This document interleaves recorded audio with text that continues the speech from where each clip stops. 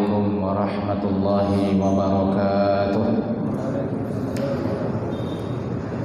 Bismillahi masyaallah la yasuqul khaira illallah. Bismillahi masyaallah la yasrifu su'a illallah. Bismillahi masyaallah ma kana min ni'matin faminallah.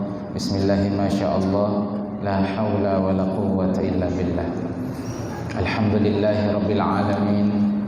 Alhamdulillahilladzi hadana li hadza wa ma kunna linahtadiya laula an hadana Allah. Asyhadu an la ilaha illallah wa asyhadu anna Muhammadan abduhu wa rasuluhu la nabiyya ba'dah. Allahumma salli wa sallim ala habibina wa syafi'ina wa qurrati ayunina sayyidina Muhammadin sallallahu alaihi wasallam wa ala alihi wa ashabihi wa man tabi'ahum bi ihsanin ila yaumiddin. Wa ba'du fa aqulu subhanaka la ilma lana illa ma 'allamtana innaka antal alimul hakim wa la haula wa la quwwata illa billahil aliyyil azim. Rabbi shrah li sadri wa yassir li amri wa hlul 'uqdatam min lisani yafqahu qawli. Rabbi zidna ilma warzuqna fahma. Allahumma faqihna fid din wa 'allimna ta'wil. Allahumma anta rabbuna farzuqna al-istiqamah. Amin ya Allah ya Rabbal. Ayyuhal hadirun wal hadirat jamaah Masjid Qaryah Thayyibah yang ulun muliakan, mudah-mudahan kita semua dimuliakan Allah Subhanahu wa taala. Amin.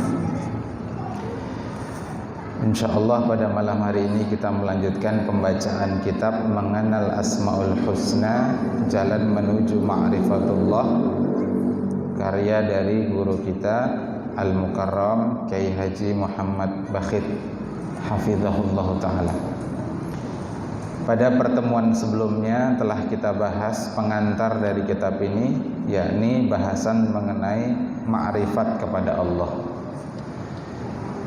Beliau menyatakan sebagaimana mengutip Imam Al-Ghazali, tidak semua penduduk surga itu nanti diberi kesempatan untuk memandang Allah. Hanya yang ma'rifat kepada Allah sajalah yang berkesempatan untuk memandang Allah Ta'ala. Dan mengenal asma-asma Allah itu adalah satu jalan, satu tangga untuk menuju ma'rifat kepada Allah. Dan nama Allah itu banyak.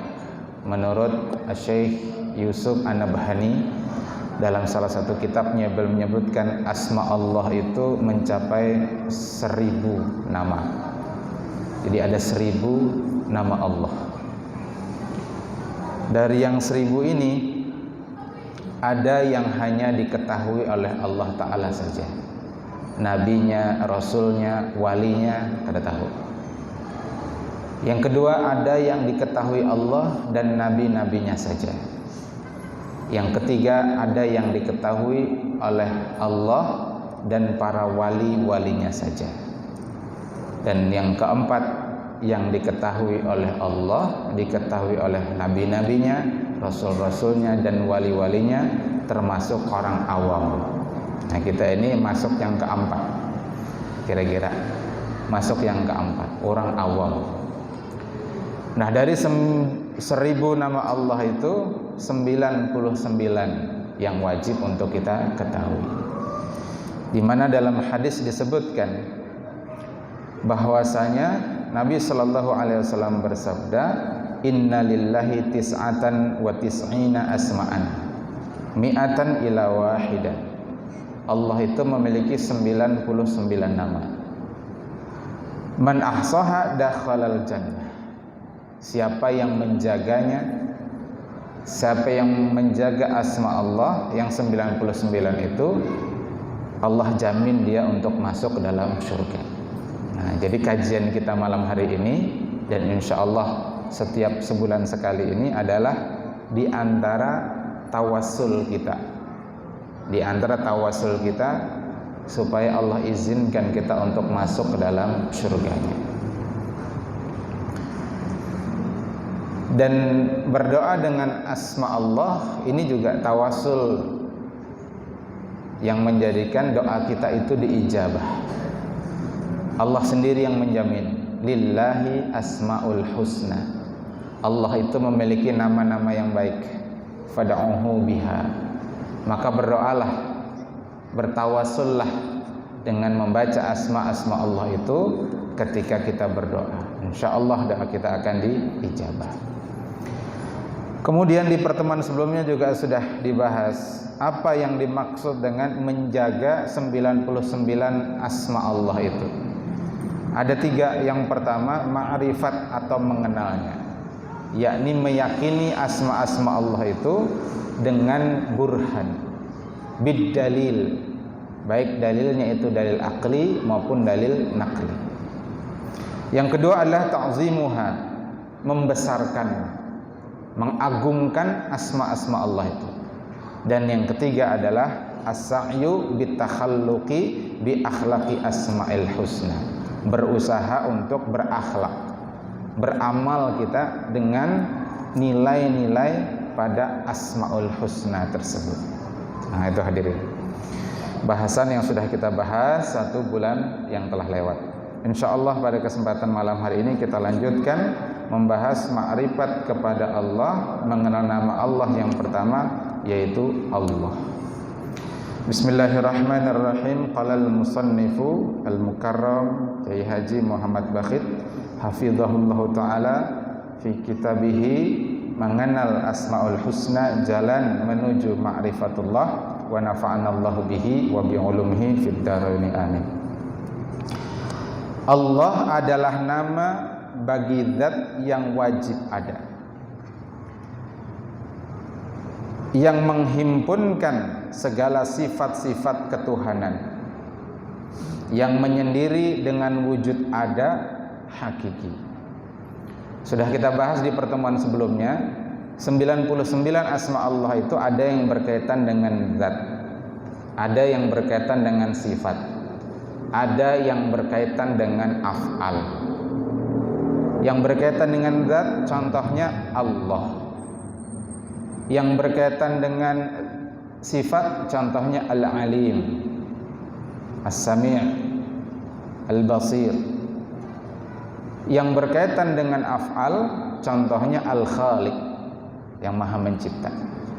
Nah, jadi Allah itu berkaitan dengan zat yang wajib ada, karena tidak mungkin sesuatu yang tiada itu mengadakan sesuatu yang ada. Atau kalau dibalik, sesuatu yang ada ini tidak mungkin ada dari sesuatu yang tiada. Adanya diri kita, adanya alam semesta, itu bukti adanya Al-Khaliq. Tidak mungkin ada makhluk kalau ada Khaliq. Makhluk itu artinya yang dicipta, Khaliq itu artinya yang mencipta. Meja ini nah, tidak mungkin meja ini ada kalau kadang nang maulah meja, tukang mebel. Jadi tidak mungkin sesuatu yang ada itu diadakan oleh sesuatu yang tiada. Imam Al-Ghazali rahimahullahu taala berkata, ketahuilah bahwa nama Allah adalah yang paling istimewa atau paling besar di antara nama-nama Allah yang lainnya. Kenapa Allah yang paling besar dari yang lainnya? Di antaranya karena Allah menunjukkan zatnya. Jadi di antara alasan kenapa Allah itu adalah nama Allah yang paling besar, yang paling istimewa, karena dengan nama Allah itulah dia mengenalkan zatnya. Ibarat kita berkenalan dengan orang, kita bertakun siapa ngaran pian. Orang itu yang mengenalkan namanya, ngaran ulun fulan bin fulan. Jadi dia mengenalkan. Allah mengenalkan dirinya, namanya adalah Allah. Allahus Samad. Qul huwallahu ahad. Jadi dulu orang-orang Quraisy yang menentang dakwah Nabi sallallahu alaihi wasallam bertakun lawan Nabi, wahai Muhammad, nabimu itu siapa garang? Tuhanmu itu siapa garang? Nah, kayak apa Tuhanmu itu? Lalu Allah kabarkan kepada Nabi kita, turunkan wahyu, Karena Nabi kita itu la yantiqu anil hawa in huwa illa wahyu yuha. Nabi itu kada bepandir kecuali berdasarkan wahyu dari Allah. Katakan wahai Muhammad, qul huwallahu ahad. Katakanlah dia. Nah, dia itu kalau dalam bahasa Arab disebut dhamir sya'an. Kata ganti tapi di awal. Harusnya kata ganti itu di belakang. Tapi ini di awal. Langsung qul huwallah, katakan Tuhanku itu adalah Allah. Di situ Allah mengenalkan asma'nya, yakni Allah. Dan itu menunjukkan zatnya. Para ulama berkata nama Allah itu paling banyak disebutkan di dalam Al-Quran. Alasan lain bahwa Allah itu yang paling besar, yang paling istimewa, karena dari 99 asma Allah, nama Allah yang Allah itu paling banyak disebut dalam Al-Quran. Di antara mereka ada yang menghitung jumlah Allah dalam Al-Quran itu 2360 kali. Jadi 2360 kali. Sekali lagi 2360 kali disebutkan. Disebutkan di dalam Al-Quran, dan nama yang lainnya tidak sampai sebanyak itu. Dan setiap hari kita juga wajib menyebutnya sekurang-kurangnya 79 kali di dalam sholat. Jadi kita nang sholat 17 rakaat nah hadirin. Maghrib 3 rakaat, Isya 4 rakaat, Subuh 2 rakaat, dan seterusnya itu. Bila dijumlahkan kita menyebut nama Allah, Allahu Akbar, namanya takbiratul ihram. Kabbara yukabbiru takbiran, mengucap Allahu Akbar. Ihram disebut ihram karena begitu kita sudah takbir haram yang lain. Bepandir asalnya boleh, begitu sembahyang haram. Makan yang halal, carian kita seorang halal. Tapi begitu sudah sembahyang, begitu Allahu Akbar, haram. Kalau makan sengaja ketika sembahyang, batal sembahyang. Hatta yang dimakan hanya satu biji nasi, sebiji nasi. Jadi ukuran sesedikitnya itu sebiji nasi.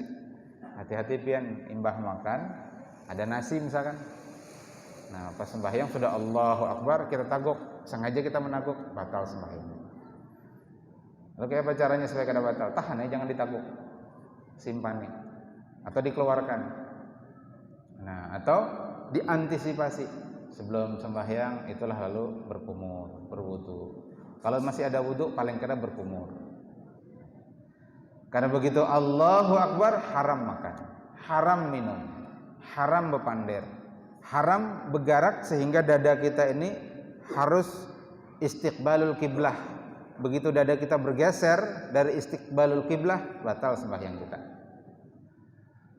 Amunnya mata aja lirik kanan lirik kiri kada batal. Kepala toleh-toleh makruh. Tapi begitu dada bergeser, batal sembahyang kita. Nah, itu takbiratul ihram. Karena takbiratul intiqal, takbir beralih dari satu rukun ke rukun yang lain, dari qiyam berdiri lalu ruku. Kemudian nanti dari i'tidal ke sujud. Kemudian jalsah baina sajadatain, duduk di antara sujud, takbir lagi. Nah, itu kalau dijumlahkan seberataan, jumlahnya 69 kali dalam salat. Rasulullah sallallahu alaihi wasallam bersabda, "Ya Ali, la taqumus sa'atu wa 'ala wajhil ardi may yaqulu Allah Allah." Jadi Nabi pernah bersabda kepada Sayyidina Ali, "Wahai Ali, tidak akan terjadi hari kiamat kalau di atas muka bumi ini masih ada orang yang mengucapkan Allah Allah." Nah, itu. Jadi amun masih ada orang beriman, masih ada orang mukmin yang mengucap Allah Allah, belum kiamat. Jadi makanya sering ulun sampaikan hadirin, orang-orang non Islam, ya ghairu muslim, itu harusnya berterima kasih dengan orang Islam. Harusnya mun paham hadis ini. bahwa kiamat itu terus ditunda selama masih ada orang beriman yang mengucap Allah, Allah. Tapi kalau sudah kada ada lagi orang mengucap Allah, Allah, tanda itu kiamat. Dan hari ini kalau pian cermati, ada orang mengucap Allah itu berat. Sambatnya Tuhan, Tuhan yang Maha Esa, yang di atas. Yalah, nah, kita ini tasarah nang di atas saja lagi, yang di atas, cacak, ngalih itu nah. Lidah itu berat mengucap, kita ini tergantung Allah aja lagi. Tapi paham aja, paham maksud di atas itu artinya Allah juga. Tapi ada pian orang yang menyebut Allah itu berat. Nah itu. Nah mudah-mudahan kita termasuk yang Allah ringankan mengucap Allah. Di antara kebesaran nama Allah itu juga tidak boleh bernama atau diberi nama dengan nama Allah selain Allah Subhanahu wa ta'ala. Kalau Ar-Rahman itu ada khilaf di antara para ulama. Boleh kada mengarani masjid Ar-Rahman, mengarani toko Ar-Rahman, mengarani anak Ar-Rahman, kambar anaknya satu Ar-Rahman, satu Ar-Rahim. Itu khilaf para ulama. Ya meskipun guru Bakhit condong kepada pendapat yang mengatakan kada boleh juga mengarani anak, toko, masjid dengan nama Ar-Rahman. Tapi ada juga ulama yang membolehkan. Tapi kalau mengarani makhluk dengan nama Allah, sepakat para ulama kada boleh. Mengarani masjid, apa mengarani masjidnya Allah, toko Allah, mengarani anak Allah. Nah makanya lalu ditambahi Abdullah. Dan sebaik-baik nama kata Nabi sallallahu alaihi wasallam adalah nama Abdullah. Maka di zaman sahabat saja itu ada 200-an anak sahabat ngarannya Abdullah. Jadi Abdullah itu viral Pak, nama populer pada zaman sahabat. Amun wah ini mengaran-ngaran pina Islam toh bisa ngalih masuk Amerika.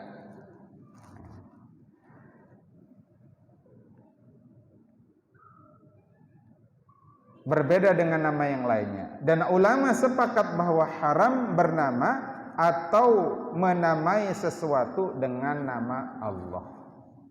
Imam Al-Ghazali rahimahullahu ta'ala berkata, kalau kita sudah meyakini nama yang pertama ini, yakni nama Allah, selanjutnya kita berusaha agar bisa menjadi Abdullah atau hamba Allah. Jadi tentang nama Allah, Allah ini Pak, qat'i jelas, banyak ayatnya. Bahkan tadi disebut 2360 kali disebut di dalam Al-Quran. Maka haram hukumnya kita mengingkari bahwa Tuhan kita itu Allah. Ada boleh kita mengingkari. Sedikit ada pengingkaran di hati kita lah bahwa Tuhan kita itu lain Allah, keluar kita dari Islam. Wajib bersyahadat ulang. Nah, makanya bila ada lintasan hati, bujur garang Tuhan kita ini Allah, segera istighfar. Atau ada lintasan hati, ya, khawatir qalbi, sebujarannya Allah itu kayak apa garang? Padatkah, cairkah, gaskah? Misalkan ada pikiran gitu, kan padat, cair, gas. Nah bila muncul pikiran kita Pak, segera istighfar, ulangi syahadat. Karena padat, cair, gas itu sifat makhluk. Banyu nih cair, ya kan? Papan nih padat, dan seterusnya. Itu sifat dari makhluk. Sementara Allah itu laisa kamitslihi syai'un. Kada yang serupa dengan Allah. Lam yalid wa lam yulad wa lam yakul lahu kufuwan. Jadi bila muncul pikiran Allah itu padatkah, cairkah, gas. Nah itu bisikan syaitan. Segera hilangkan, segera istighfar, minta ampun dengan Allah Ta'ala. Allah itu maha melihat.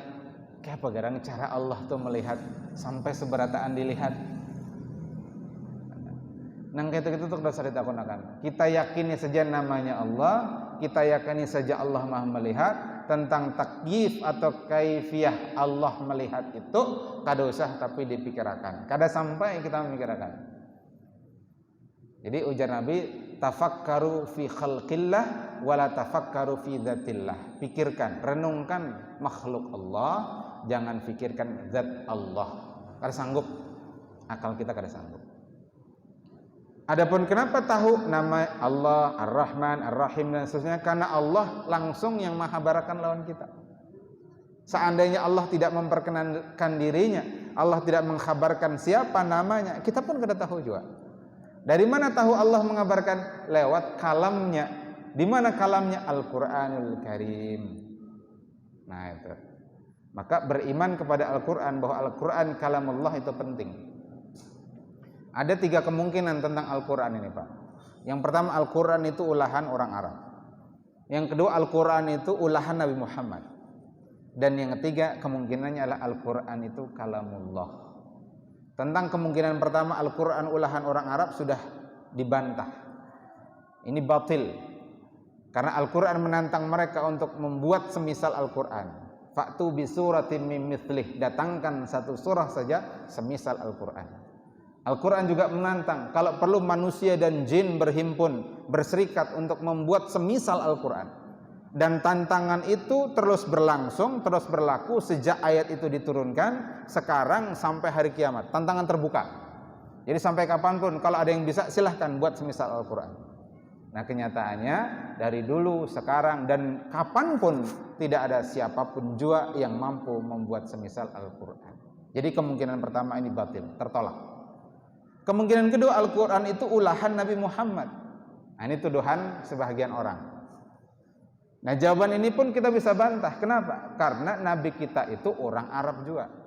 Kalau orang Arab kesebijian kada ada yang sanggup membuat Al-Quran, padahal Nabi kita itu juga orang Arab, berarti kemungkinan kedua ini juga terbantah. Apalagi Nabi kita itu la qiraah wala kitabah. Nabi kita itu tidak bisa membaca, tidak bisa menulis. Jadi kalau sidin itu fatonah, karena memang ketetapan Allah atas beliau itu fatonah, cerdas. Sekali dibacakan Quran, hafal. Nah begitu fatonahnya Nabi kita, Nabi Muhammad sallallahu alaihi wasallam.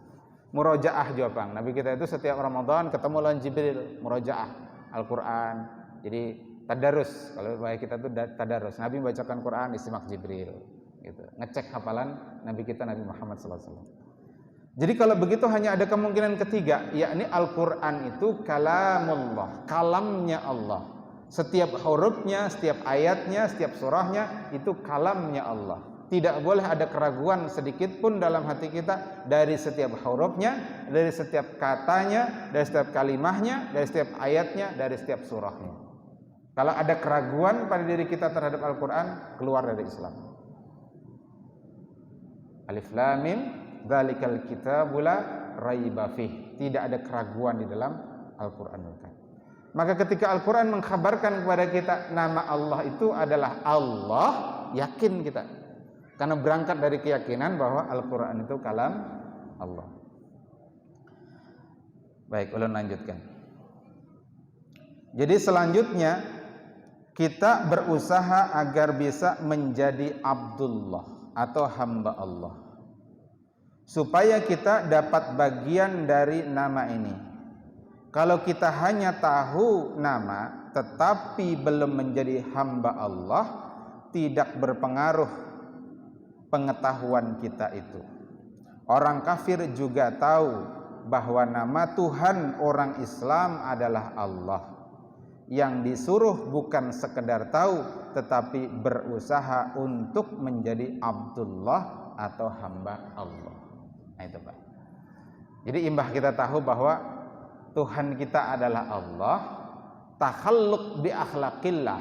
Nah tadi kan ada 3 tuh. 1, meyakini. 2, mentakzimkan, mengagungkan. 3, as-sa'yu bi takhalluqi bi asma'illah. Berusaha untuk berakhlak dengan asma-asma Allah. Di mana takhaluknya? Kita berusaha untuk menjadi Abdullah, menjadi hamba Allah. Bagaimana sosok atau figur hamba Allah yang sebenarnya? Selanjutnya Imam Ghazali rahimahullahu ta'ala berkata, untuk menjadi seorang hamba Allah yang sebenar-benarnya, yaitu ada 4 syarat. Nah, ini oleh-oleh kita kajian malam ini. Ada 4 syarat agar kita itu menjadi Abdullah, menjadi hamba Allah. Pertama, la yara ghairallah. Artinya, ia tidak melihat akan selain Allah. Jadi yang dilihatnya ya, di alam semesta ini tidak ada yang dia lihat kecuali itu ada kuasa Allah di sana. Nah ini Pak, nah ini penting. Melihat pohon, kita lihat kuasa Allah di sana. Kita lihat hujan, ini musim hujan, kita lihat kuasa Allah di sana. Kita melihat banyu tengah malam, calap kita, kuasa Allah di sana. Banyu itu Pak kada kau dihalang-halangi, ditahan di sana, muncul di sana, ditahan di sini, muncul di sana. Itu banyu. Berdiam ajanya. Ujar orang intelijen tuh operasi senyap dia tuh. Tahu-tahu sandal hilang, larut, disimpuni pen nak goreng sandal tuh disimpuni. Kira-kira jamaah nih ada nak kehilangan sandal sudah berapa malam kada naik akan sandal, tahu-tahu hilang. Nah itu luar biasanya banyu.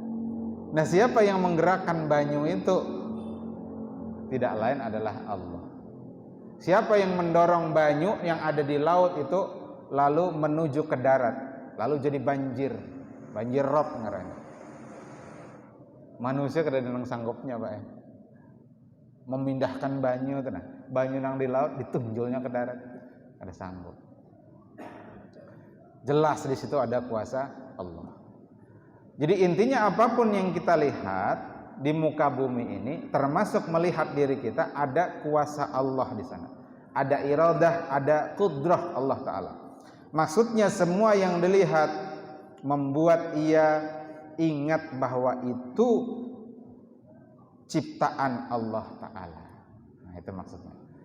Kalau kita bisa menerapkan yang satu ini saja, kita sudah mendapatkan bagian manfaat dari menjadi hamba Allah tadi. Di antaranya yang pertama, kita menjadi orang yang ikhlas hadirin. Kalau kita semua masih melihat yang lain, kalau kita semua masih melihat yang lain daripada Allah, sulit kita untuk dapat ikhlas.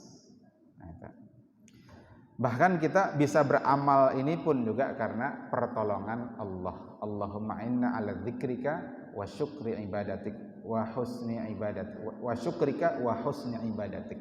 Itu permintaan kita. Allahumma inna ala dzikrika, ya Allah tolong kami berzikir kepada Engkau, wa syukrika bersyukur kepada Engkau, wa husni ibadatik dan sebaik-baik hamba Engkau. Yang kedua, bisa mengendalikan amarah. Artinya kalau kita marah, ya kalau dituntut untuk marah. Dalam salah satu hadis disebutkan bahwa Nabi kita Nabi Muhammad SAW tidak pernah marah karena membela dirinya, membela diri beliau sendiri. Namun beliau akan marah kalau berkenaan yang dilanggar itu undang-undangnya Allah Subhanahu wa Ta'ala. Dan beliau jauh sekali dari sifat dendam. Jadi Nabi kita itu harus dibedakan Pak lah. Kadang-kadang ada orang menceramah, Nabi kita itu rahmatan lil alamin, Nabi kita itu kada penyarikan, diludahi sidin kada sare, dicaci dimaki sidin kada sare. Benar, itu terkait diri sidin. Tapi kalau terkait dengan hukum-hukum Allah, undang-undang Allah, syariat Allah, sarik juga sidin. Jadi satu ketika Zubair bin Awam itu sengketa dengan laki-laki dari Ansor, masalah pembagian banyu irigasi. Akhirnya datang ke Nabi, ringkas cerita, ujar Nabi, wahai Zubair, alirkan air irigasi itu ke kebunmu sampai mata kaki. Sudah sampai mata kaki, buka, alirkan ke tetanggamu.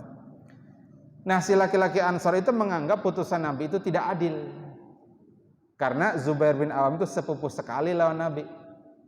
Nah begitu disambatnya Nabi kada adil, padahal itu keputusan Allah. Wa may yantiqu anil hawa in huwa illa wahyu yuha. Nabi kita itu tidak memutuskan kecuali dengan wahyu Allah.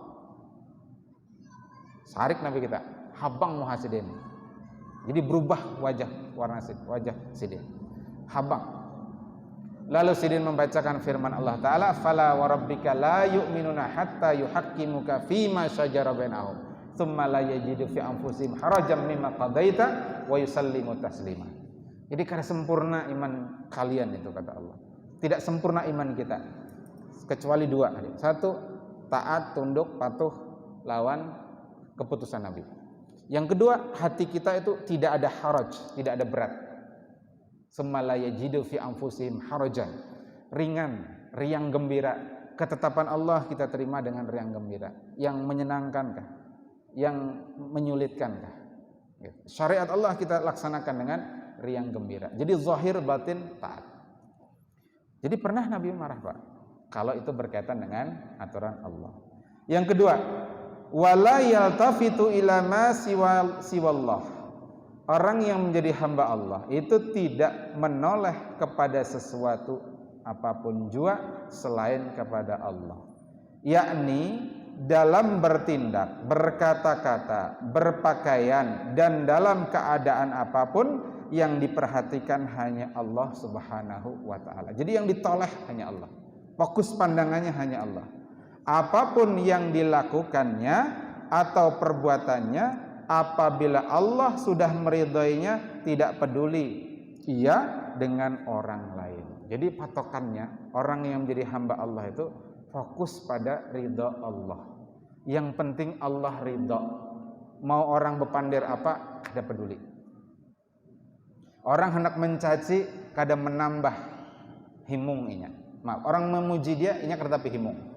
Orang mencaci, orang memaki, dia tidak limbung. Biasa saja. Kalau ada orang mencaci dia, orang menghina dia, dia sadar diri, aku lebih hina daripada hinaanmu. Kalau ada orang memuji dia, pian kada tahu panaham. Aslinya ulun nih hina pada pian. Nah, itu orang yang paham, Pak. Paham diri. Akhirnya dia tidak ujub. Lalu lahir tawadhu di hatinya. Melihat anak halus, kekanakan ini belum berdosa lagi. Pahala sudah ada, menabung pahala. Dosa kada ada. Melihat orang tua, Masya Allah Sidin ini, Haji Sewandi ini, istiqomah ke masjid, pahalanya banyak. Nah begitu. Dan seterusnya dan seterusnya. Jadi dia tidak memandang, tidak menoleh kecuali hanya kepada Allah Ta'ala. Yang ketiga dan yang keempat, wala yarju wala yakhafu illa siyahu. Artinya dia tidak mengharap dan tidak pula takut kecuali hanya kepada Allah. Hamba Allah itu tidak berharap kepada makhluk, tidak takut kepada makhluk, karena harapan dia, gantungan dia, takut dia hanya kepada Allah Ta'ala.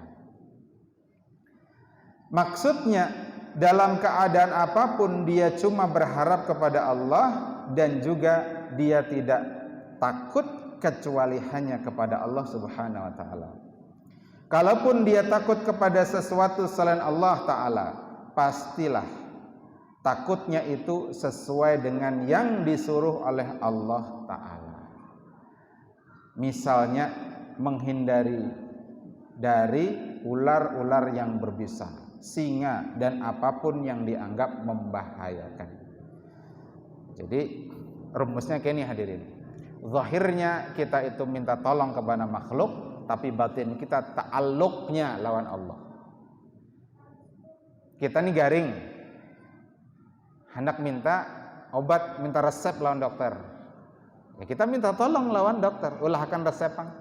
Dokter gini kada tahu jawab, makanya ditakuni gejalanya apa. Lalu dokter mendiagnosa, oh pian ini. Nah resepnya apa dokter?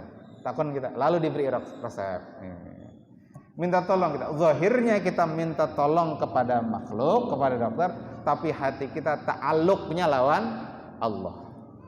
Zahirnya kita berobat, minum obat, tapi ta'alluqnya, berharapnya kita kepada Allah. Maka diriwayatkan Nabi Musa alaihissalam satu ketika pernah garing sedikit. Lalu mengadu kepada Allah, ya Allah, kalau ini garing, ini segala macam, keluhannya ini. Lalu ujar Allah, ambil daun dari pohon itu, ambil lalu makan. Karena Allah perintah, ambil, makan. Sembuh, Pak. Satu ketika, lawas, ya, berapa waktu kemudian Nabi Musa kembali sakit. Nah, karena bahari itu sudah pernah sakit dengan gejala yang sama, akhirnya Nabi Musa langsung mengambil daun itu dimakan. Apa yang terjadi? Kada sembuh. Lalu akhirnya beliau mengadu kepada Allah, ya Allah, yang ulun makan ini sama, gejalanya sama, kenapa yang pertama ulun sembuh, yang kedua kada sembuh? Ujar Allah, yang pertama engkau mengadu dulu kepadaku, lalu engkau mengambil daun itu sebagai obat. Yang kedua, engkau tidak lagi mengadu kepadaku, lalu bergantung kepada daun itu sebagai obat. Kada sembuh, Pak. Nah itu. Jadi daun, obat, banyu itu sarana, wasilah. Adapun sebab utama kesembuhan itu adalah Allah. Makanya kalau ada minta banyu aja, kita doakan, kita baca. Namun keyakinan kita tetap ta'alluqnya lawan Allah Ta'ala. Jangan sampai bergeser kepada obat. Bahkan dalam i'tiqad Ahlus Sunnah wal Jamaah, kalau ada keyakinan di hati kita yang menyembuhkan itu obat, kafir. Kalau kita meyakini itu obat Paramek yang menyembuhkan sakit kepala, obat Bodrek yang menyembuhkan sakit kepala dan sebagainya, kita meyakini itu, kafir kita. Karena berarti kita sudah menggantikan si Allah sebagai asy-syafi, sebagai pengobat. Nah, nanti ulama Ahlus Sunnah khilaf tentang ini banyu nih, contoh. Kalau kita meyakini banyu ini yang menghilangkan haus, semata dari banyu ini kafir. Itu sepakat ulama Ahlus Sunnah wal Jamaah. Nanti ulama Ahlus Sunnah hanya khilaf tentang dalam dua hal. Satu, ya, pendapat yang mengatakan bahwa yang menjadi sebab hilangnya haus itu hanya Allah, adapun banyu ini sarana saja. Itu satu pendapat. Pendapat kedua mengatakan Allah berikan khasiat kepada air ini. Sekali lagi, Allah berikan khasiat kepada air ini untuk menghilangkan haus. Jadi yang menghilangkan haus ini banyu ini, tapi dengan khasiat yang Allah andak pada banyu ini. Nah, ini pendapatnya Imam Ghazali, pendapatnya Imam As-Subki. Meskipun ada pendapat jumhur ulama Ahlus Sunnah wal Jamaah mengatakan bukan sebab banyu ini kita itu sembuh, tapi Allah saja. Nah, itu. Jadi ada khilaf tentang itu. Kalau yang pertama tadi itu semata-mata menafikan Allah. Banyu ini pang mau menghilangkan haus, nah itu kafir. Nasi ini pang mau olah kenyang, kafir. Obat ini pang yang membuat kita sembuh, kafir. Nah, tapi kalau yang tadi itu bisa dibedakan lah hadirin. Yang pertama tadi banyu ini ya banyu pang, yang menyembuhkan, yang menghilangkan haus Allah, bukan banyu. Pendapat kedua masih pendapat ulama Ahlus Sunnah wal Jamaah, di antaranya Imam Ghazali, Allah letakkan khasiat pada banyu ini sehingga banyu ini menghilangkan haus. Terakhir, agar kita mendapatkan bagian dari nama Allah ini, maka kita harus melakukan 4 syarat di atas. Yang pertama, la yara ghairallah, tidak memandang yang ada di alam semesta ini termasuk diri kita, semuanya adalah ciptaan Allah. Kita ini ada karena iradah dan kudrahnya Allah. Yang kedua, la yaltafit ila ma siwallah, tidak memandang, tidak menoleh sedikit pun kecuali hanya kepada Allah. Fokus kita adalah ridha Allah. Insyaallah nyaman. Kalau kita sibuk mencari ridha makhluk, tidak mungkin semua makhluk akan ridha lawan kita, Pak. Lelah kita mencari ridha makhluk. Jadi kalau kita mencari ridha makhluk, siap-siap capek, siap-siap lemah, lelah, dan siap-siap kecewa. Ulun sudah buktikan seorang, kada seorang kisahkan. Nah, mungkin pian juga mengalami. Kalau kita sibuk mencari ridha makhluk, siap-siap capek, lelah, dan kecewa. Tapi Allah tidak pernah mengecewakan kita. Dan yang ketiga, keempat, wala yarju wala yakhafu illa iyyah. Tidak berharap, tidak takut kecuali hanya kepada Allah. Seberapapun besar kita bisa mendapatkan itu semua dalam diri kita, sekedar itulah bagian yang kita dapatkan. Jadi sebesar apa dari 4 itu yang kita bisa raih, sebesar itulah bagian kita dari asma Allah ini. dan hanya Rasulullah sallallahu alaihi wasallam sajalah yang mendapatkan seluruh bagian dari nama Allah ini, ya, dan yang menjadi hamba Allah yang sebenarnya. Wallahu taala a'lam bishawab. Artinya, Pak, kita tuh hendak kayak apapun juga kada sampai, tidak akan pernah sampai seperti makomnya Rasulullah sallallahu alaihi wasallam. Beliau makom tertinggi. Kenapa? Kalau kita ini yakin Nabi kita itu sudah sampai level, ya, hakul yakin, ainul yakin. Kita kada boleh kada yakin dengan asma Allah, kada boleh, haram. Yakin. Kalau Nabi kita sudah sampai hakul yakin, ainul yakin. Kenapa sampai level itu? Karena Nabi kita bertemu langsung dengan Allah. Lain, Pak, orang yang sekedar mendengar kabar, meskipun kabarnya itu qat'i, disebutkan dalam Al-Quran, dengan orang yang langsung bertemu dengan Allah Subhanahu wa Ta'ala. Al-Habib Umar terakhir itu membuat sebuah tamsil tentang yakin, hakul yakin, ainul yakin di kitab, salah satu kitab Sidin. Sidin di Hadraul Maut di hadapan santri-santri Sidin, ujar Sidin, ulun ini hanyar bulik dari Indonesia, percayalah bubahan pian, ujar Habib Umar. Di Indonesia itu ada pisang panjangnya 1 meter. Pisang panjangnya 1 meter. Jadi kitab itu disebut begitu. Ujar santri Sidin, ujar Muhibbin Sidin, percaya wahai Syekh. Kenapa maka percaya? Karena Sidin ini orang yang bisa dipercaya. Nang bepandir ini orang yang bisa dipercaya. Bahkan kadang-kadang nih, Pak, orang itu 10 kali berkata, 9 kali jujur, yang terakhir dusta. Karena 9 kali orang ini dipercaya, akhirnya yang dusta pun dipercaya juga. Yalah. Sebaliknya ada orang berdusta terus 9 kali berdusta, satu ketika dia jujur, karena percaya orang. Percaya wahai Syekh, karena engkau orang itu orang jujur, amanah, terpercaya. Nah, karena muridnya ini percaya padahal kada melihat langsung bandanya, itu ngarannya yakin. Nah, kita yakin dengan asma Allah, Allah Ar-Rahman, Ar-Rahim dan seterusnya itu. Kenapa? Karena dibawa oleh Nabi kita Nabi Muhammad SAW, dikhabarkan oleh Nabi kita Nabi Muhammad SAW, dikhabarkan dalam Al-Quran, dikhabarkan dalam hadis-hadis mutawatir. Nah, lalu Sidin Habib Umar masuk ke kamar. Nah, yang tadi itu pertama makom yakin, masuk ke kamar Sidin, diambilnya pisang itu. Nah, di anaknya di muka santri-santri Sidin, ini nah pisangnya.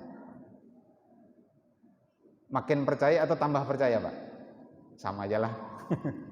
Pastinya tambah yakin percaya, makin percaya. Kenapa? Kalau tadi hanya kabar, sekarang ditunjukkan ini nah pisangnya. Melihat muridnya. Nah, itu begitu melihat itu sudah sampai level ainul yakin. Melihat dengan mata. Itu yang di Quran disebut hakul yakin, ainul yakin. Imbah itu lawan Habib Umar di tatak-tataknya pisang, tatak-tatak halus, lalu dibagi ke santri-santrinya. Berataan terbagi. Takuni Sidin, bujurlah pisang, bujur. Bujurlah itu rasa pisang, bujur. Lain apel kalau lain, lain anggur kalau lain, lain durian kalau lain. Tahu kalau bedanya pisang, anggur, durian segala macam.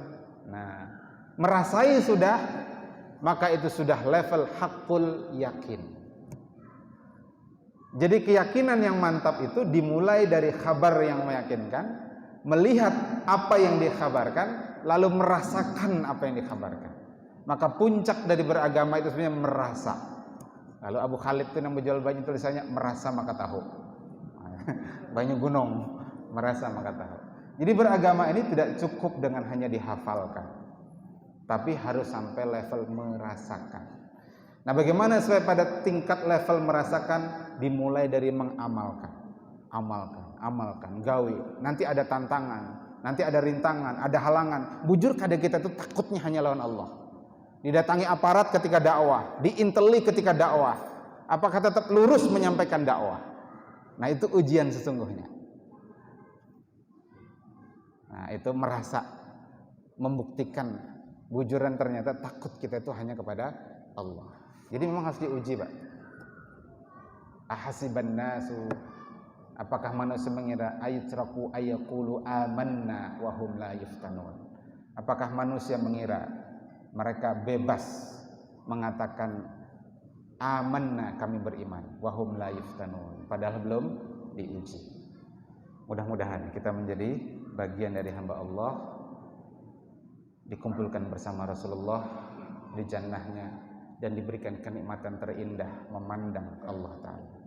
Subhanakallahumma bihamdik asyhadu an la ilaha illa anta astaghfiruka wa atubu ilaik. Hadanallahu wa iyyakum ajma'in wal afu minkum. Assalamualaikum warahmatullahi wabarakatuh.